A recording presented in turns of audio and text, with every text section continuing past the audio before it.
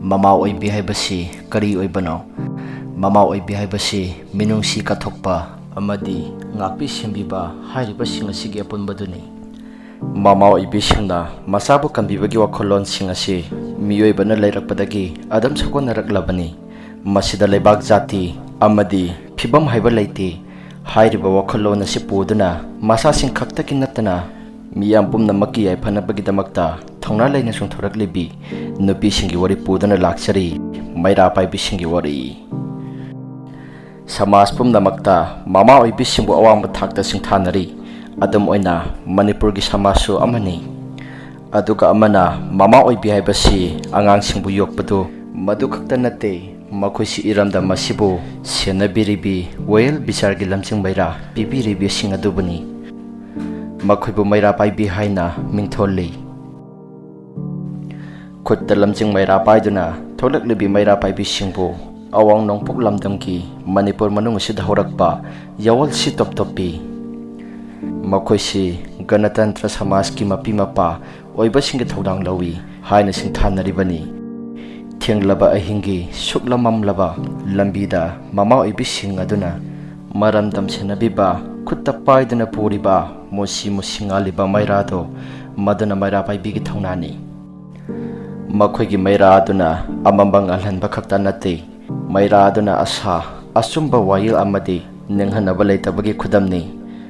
Makhoi nupi sing asi mama oiba khakta sunatana samas ki mapanggal oina su sagona aduna lei. Ima oibi singna ahing tanglauda karigi makhuta Meira paiduna lambi sorokta thokliba. Makhoigi nungsiraba maramdam amadi masa masu sing ngaksaba senabagi wana honajaba amadi mapa naidraba mathongnagidamagta itihasna sakhi oiduna leiri makhoigi wari. Manipurna rajniti ki oiba masaki phirep lawjarakpa ngamnaba horakpa ihewgi matam ing sok lising amaga samapal humphudra Manipur dawaidagi horakhi Meira Paibi. Miyoibagi hak mapiba miyot mina yaningdaduna sasangi mayokta wahang hangba ngamba prajagi khwaidagi chawba ihew ama oirakhi.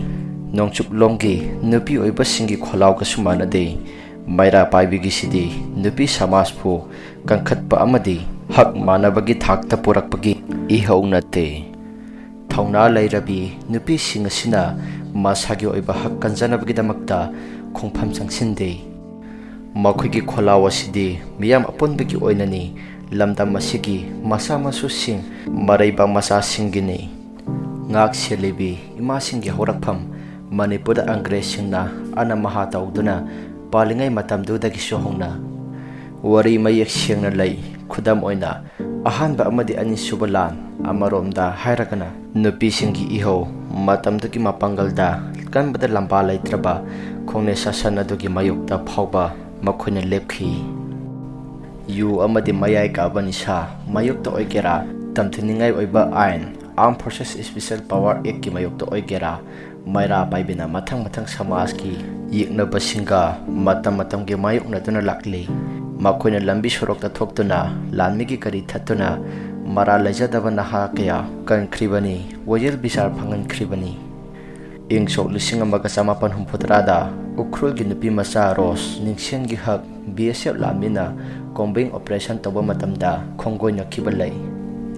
Yamna thamoi soklibadi nupi masa ado numit nini leiraga atma hatia tawsakhi amadi mahaki imung manungna wayel bisargi maikai yenglakhibulai. Ing sok lising aniga supna marida manoramabu taratare suba asam rifle-na nupi gi hak khonggoina duna happy khibasulai-ribani. Mahaki imung manungna wayel bisargi damakta laujaba hauji phawba tabitri. Manipurna sahi chayol kaya military sasangi awaba potlumna puduna leiri masing thingamdraba thokdok kaya amana apas pha matamgi amamba numis singduna khumjintuna leikre.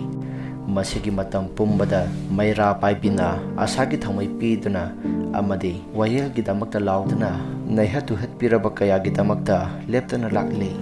Handaki irang asida Assam Rifle singna mathau phajana tawbidabagi singnaba amasu chawna lei. Makhoina misang mikhai naiba amadi yum mai thadok pibada khamdabagi khudam singna lei. maram masina Assam Rifle da chaona thajadaba leibana Meira Paibi na handaki tawriba thawong sing asi uthokpani tha manga sure Manipur maja hogdana leiriba asi miyoi chamu humdra hembana thawai thakri miyoi lising yangkhai hembana yum kai mangdana lanjena duna leiri kangkhong chairiba serak asida aikhoina hangli phibam masigi daita kanana laukani masa masu kannaba lepsaribi Meira Paibi singla natraga ayuk nungdang naidana honajaduna masagi thabakta chap yungna tokjariba sarkar asira hojik phawpada kangkhong chairiba asi phagatnabagi damakta paikapa khongthang leitaba mayak lana ure masigi mathakta India gi Home Minister na amu hajalai nakhoigi nupising thingjello aduga hapta amada irang losinge nakhoina hojik khanjagadauri nakhoina mating phudok libi ima singi nak yekta lipi katra natragana amotpagi mami taraba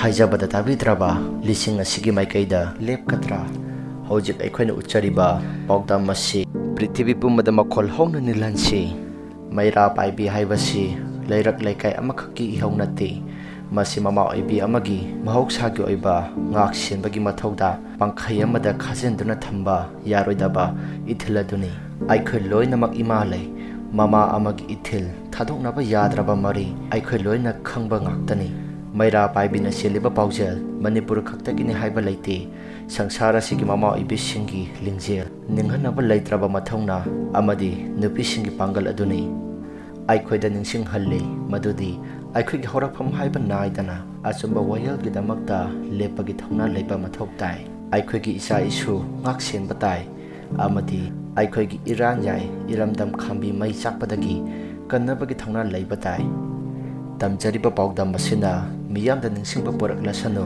masina nakhoi pumnamakta thongna leiba phirep amagi maisam ama oirasano achumbagi damak lepiyo achumba wayal gi damak lamjing Meira oibiyo mama oibiki ngak sembagi ithil haibasi pangkhai leite mamda mamlaba ahing asida aikhoi ponsinduna thamai Meira thanduna mangal haibada poraklasi Meira Paibi lamjing Meira puribi Manipur gi imasing maithiba piba ngamlaroidaba pangkhai pali naidraba mama oibi singi nungsibagi ithil amadi mathongla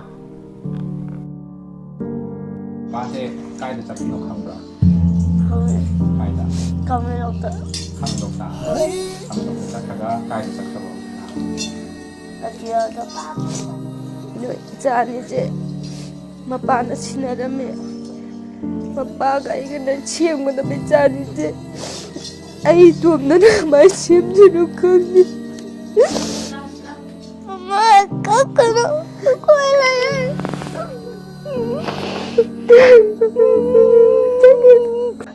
Mama leche mama saya ni gini. Mama nak mana mana ini nama mana ini. Kakak.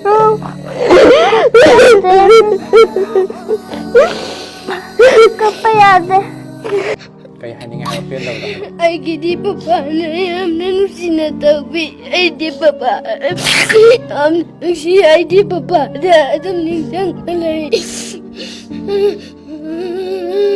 Mana lagpada aina lati sepahalag pagama asigi dolan matagsi dagano pun gani nalay ay gano masusutumina dia ay yung di babado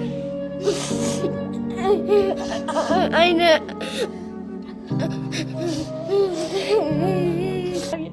Pop lao ko tang doy na tangkat padalom lao eh.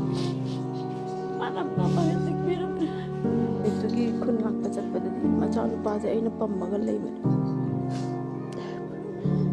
Mati pansigo in sa lagi na. Machali mama ida chupirame. chama para Ano dagi din manoy halam mo. Manoy halam mo buhay. Ano dagi din payeng dagi Payang kunza singin nupi dagi masu taret kilang laura ga makudag da sibi mai bo nang chip sire na ko ere bag sing da mai pa po yu ko hai